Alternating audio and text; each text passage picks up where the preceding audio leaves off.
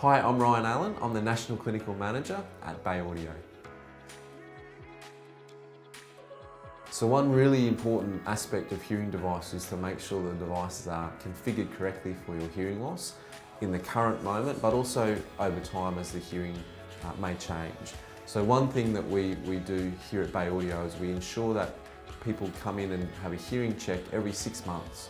So you come in and check your hearing every 6 months, and basically based on those results, if the hearing has changed at all, we would readjust the hearing devices to make sure they're matched to your hearing loss, your current levels of hearing.